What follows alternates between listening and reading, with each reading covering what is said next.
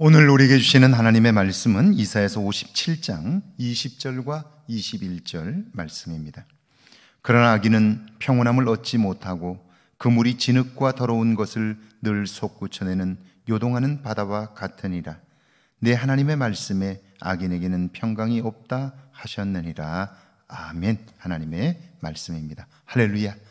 좋은 날입니다. 오늘도 하나님 주시는 은혜가 여러분과 여러분의 삶에 함께하기를 주의 이름으로 축원합니다.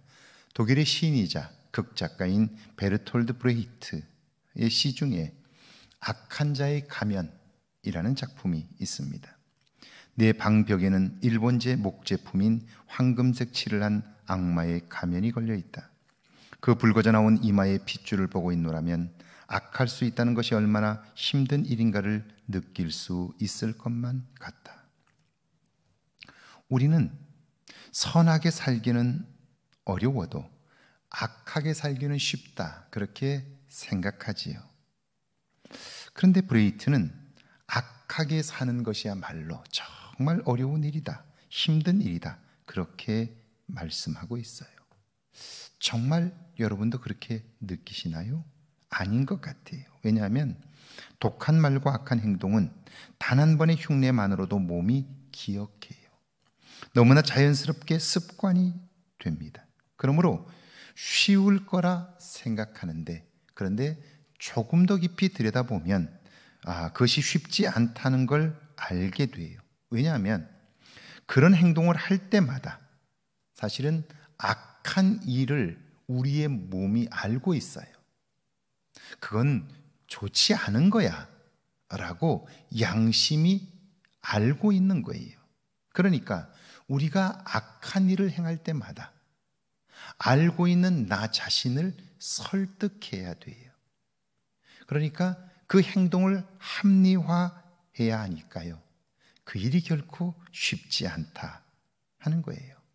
악인의 피곤함이 바로 이것입니다. 20절입니다.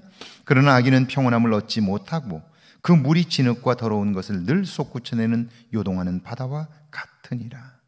악인에게는 결코 평온함이 없습니다. 형을 속였고 그래서 갈등이 생겨 외삼촌의 집으로 도망쳤던 야곱이 아버지 집으로 돌아옵니다.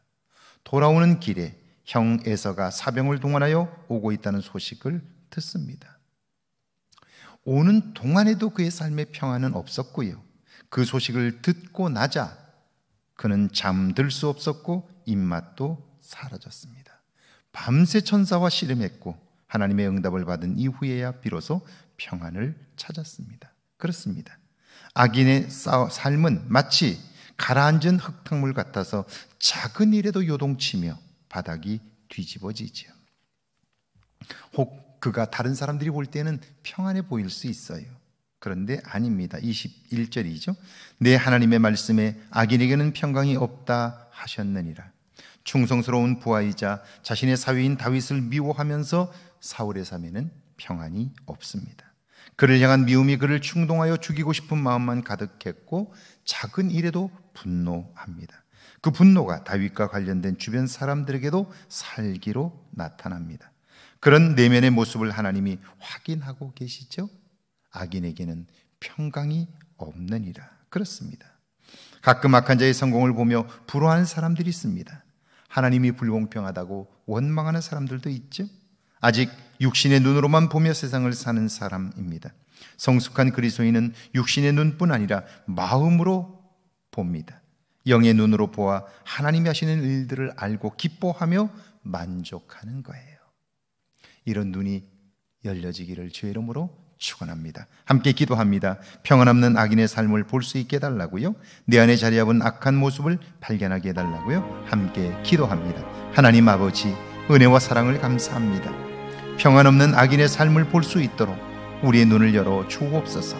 마음의 눈으로 보게 하시고 영적인 눈으로 보게 하셔서 하나님, 가장 소중한 것, 가장 아름다운 것들을 선택하며 살도록 도와주시고 내 안에 자리 잡은 악한 모습들을 발견할 수 있도록 주여 역사하여 주옵소서.